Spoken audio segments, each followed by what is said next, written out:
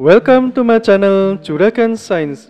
Kali ini kita akan mempelajari IPA kelas 7, yaitu mengenai latihan soal bab 2, zat dan perubahannya. Sebelum kita mulai, silakan sobat-sobat bisa like, komen, dan subscribe di channel Juragan Science. Soal nomor 1. Segala sesuatu yang memiliki massa dan menempati ruang adalah A. Unsur, B. Senyawa, C. Materi, D. Campuran. Jawabannya C. Materi. Jawabannya C. Materi, karena materi merupakan segala sesuatu yang memiliki massa dan menempati ruang. Sedangkan unsur adalah zat tunggal yang tidak dapat diuraikan lagi menjadi zat yang lebih sederhana. Senyawa adalah zat yang dibentuk oleh dua unsur atau lebih, sedangkan campuran adalah zat yang dibuat dengan menggabungkan dua zat atau lebih yang berbeda. Soal nomor 2. Perhatikan gambar berikut. Gambar di samping merupakan molekul dari A. Zat padat, B. Zat cair, C. Zat gas, D. Zat air. Jawabannya C. Zat gas. Jawabannya C. Zat gas, karena jarak partikel antara zat gas sangat renggang sehingga partikel-partikel zat gas bergerak sangat bebas. Sedangkan zat padat, jarak partikel antar zatnya sangat rapat sehingga partikel-partikel zatnya tidak bisa bergerak bebas. Zat cair, jarak partikel antar zatnya agak renggang sehingga partikel-partikel zatnya bisa bergerak agak bebas. Sedangkan air sendiri termasuk zat cair. Soal nomor 3. Jika segelas air teh dipindahkan dari satu tempat ke tempat yang lain, maka volumenya tetap, tetapi bentuknya berubah sesuai dengan bentuk tempatnya yang baru. Hal ini disebabkan oleh A. Jarak molekul sangat renggang sehingga terjadi gaya tolak-menolak yang kuat, B. Jarak antar partikel sangat rapat sehingga partikelnya bergerak bebas, C. Gaya tarik antar molekul agak lemah dan gerak molekul bebas tetapi terbatas, D. Ukuran partikel sangat kecil sehingga molekulnya hanya bergetar dan berputar di tempatnya. Jawabannya C. Gaya tarik antar molekul agak lemah dan gerak molekul bebas tetapi terbatas. Jawabannya C. Karena air teh termasuk zat cair, maka gaya tarik antar molekulnya agak lemah dan gerak molekulnya bebas tetapi terbatas. Jawaban A merupakan zat gas, sedangkan jawaban B dan D tidak tepat. Soal nomor 4. Berikut ini perubahan wujud yang melepaskan kalor adalah A. Menguap, mencair, dan menyublim, B. Membeku, mengembun, dan menyublim, C. Menyublim, mengembun, menguap, D. Membeku, menguap, mengembun. Jawabannya B. Membeku, mengembun, dan menyublim. Jawabannya B, karena membeku, mengembun, dan menyublim merupakan perubahan wujud zat yang melepas kalor. Jawaban A merupakan perubahan wujud zat yang menyerap kalor, sedangkan jawaban C dan D tidak tepat. Soal nomor 5. Berikut ini yang merupakan salah satu dari perubahan fisika adalah A. Besi yang dipanaskan hingga berubah bentuk, B. Kayu yang dibakar menjadi arang, C. Besi yang lama terkena air laut hingga berkarat, D. Singkong yang berubah menjadi tapai. Jawabannya A. Besi yang dipanaskan hingga berubah bentuk. Perubahan fisika adalah perubahan zat yang tidak disertai dengan pembentukan zat baru.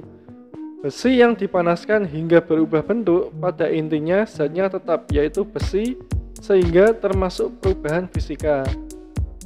Jawaban B, terjadi perubahan jenis zat dari kayu menjadi arang sehingga termasuk perubahan kimia. Jawaban C, terjadi perubahan jenis zat dari besi menjadi karat sehingga termasuk perubahan kimia.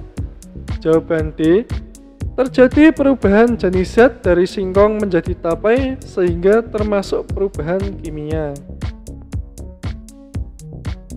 Soal nomor 6. Mengapa di daerah pegunungan lebih sering turun hujan daripada di daerah dataran rendah? A. Daerah pegunungan udaranya masih bersih. B. Daerah pegunungan masih banyak terdapat pohon-pohon. C. Daerah pegunungan masih jarang populasi manusianya. D. Daerah pegunungan tekanan udaranya lebih rendah dan suhunya lebih dingin. Jawabannya D. Daerah pegunungan tekanan udaranya lebih rendah dan suhunya lebih dingin.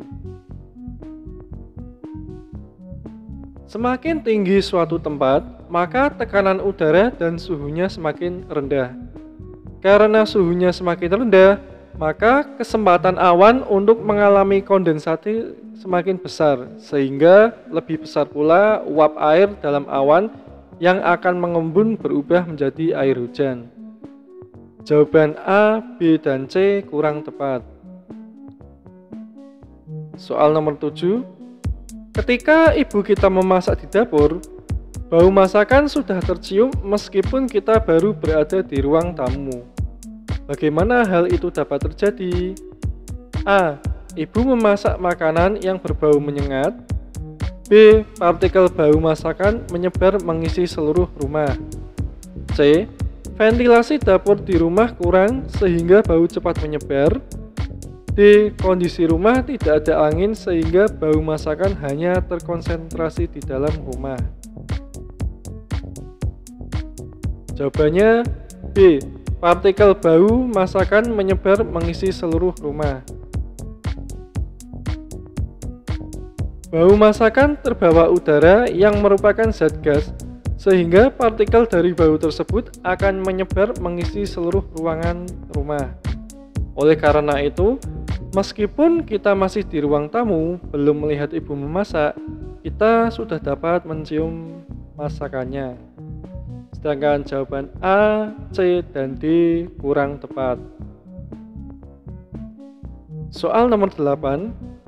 Sebuah kayu memiliki massa 120 kg dan memiliki volume 2 meter kubik. Berapakah massa jenis kayu tersebut? A. 240, B. 122, C. 118, D. 60. Jawabannya D. 60 kg per meter kubik. Di dalam soal sudah diketahui bahwa massanya 120 kg dan volumenya 2 meter kubik. Untuk menghitung massa jenisnya, maka kita pakai Rho sama dengan M per V. Massanya 120, V-nya 2. Jadi, Rho sama dengan 120 kg bagi 2 meter kubik. Hasilnya, maka Rho atau massa jenisnya adalah 60 kg per meter kubik. Soal nomor 9. Sebuah balok memiliki panjang, lebar, dan tinggi berturut-turut adalah 20 cm, 5 cm, dan 6 cm. Tentukan massa balok jika diketahui massa jenis balok adalah 0,8 gram per cm kubik. A. 1,5 gram, B. 24,8 gram, C.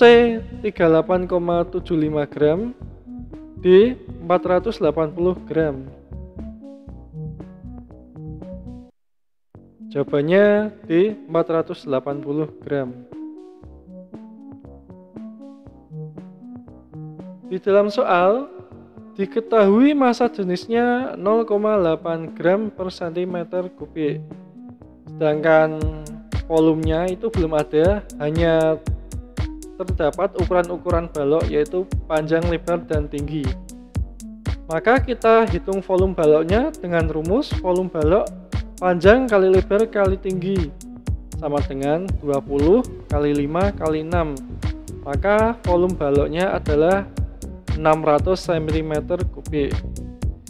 Karena di sini satuan volumenya cm kubik dan massa jenisnya gram per cm kubik, maka kita tidak perlu mengubah satuannya. Kita langsung saja dihitung. Massa balok M sama dengan Rho kali V. M sama dengan 0,8 kali 600. Hasilnya M sama dengan 480 gram. Soal nomor 10. Sebuah batu yang bermassa 100 gram dimasukkan ke dalam gelas ukur sehingga diperoleh data seperti pada gambar berikut. Berapakah volume dari batu tersebut? A. 50 ml, B. 100 ml, C. 150 ml, D.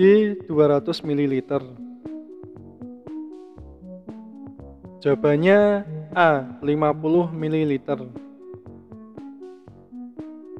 Volume batu diperoleh dari volume air setelah dimasukkan batu dikurangi dengan volume air sebelum dimasukkan batu.